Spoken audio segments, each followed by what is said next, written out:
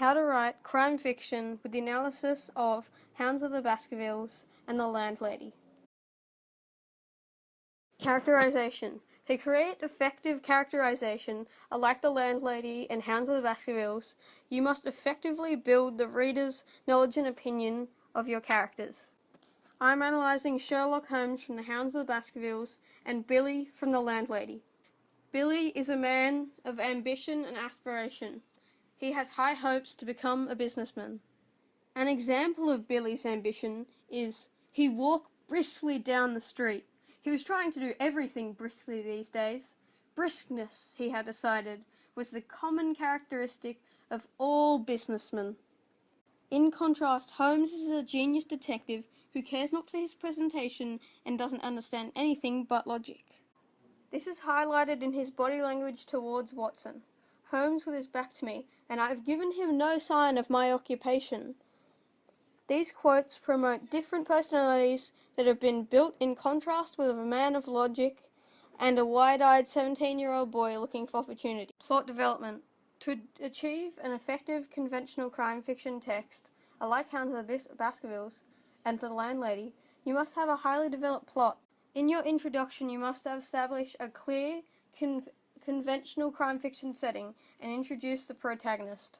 Roald Dahl uses a dark, cold night to establish a conventional crime fiction setting when he says, he got to Bath, it was about 9 o'clock in the evening, and the moon was coming up over a clear, starry sky over the houses opposite the station. But the air was deadly cold, and the wind was like a flat blade of ice upon his cheeks. Using typical crime fiction conventions, Dahl orientates the reader and indicates crime fiction by foreboding through a simile. In the introduction, Arthur Conan Doyle introduces a mystery and analysis.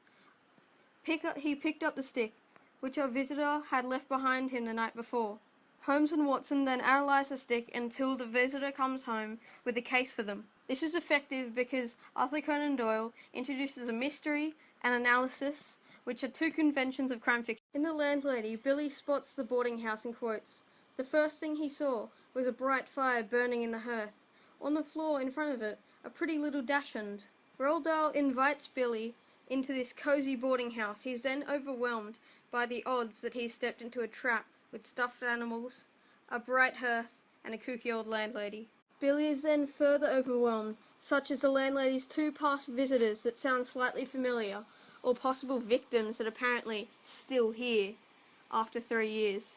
The reader is then also overwhelmed by the landlady's unclear motives towards her suspicion and possible murders. On the other hand, Doyle effectively creates tension in Hounds of the Baskervilles by overwhelming the great Sherlock Holmes with red herrings and suspicious suspects, with an escaped convict, Mr. Barrymore, the bearded man, and Dr. Mortensen.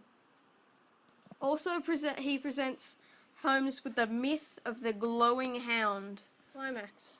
In your climax and resolution, you can leave the readers on a cliffhanger or tie it all up with a resolution.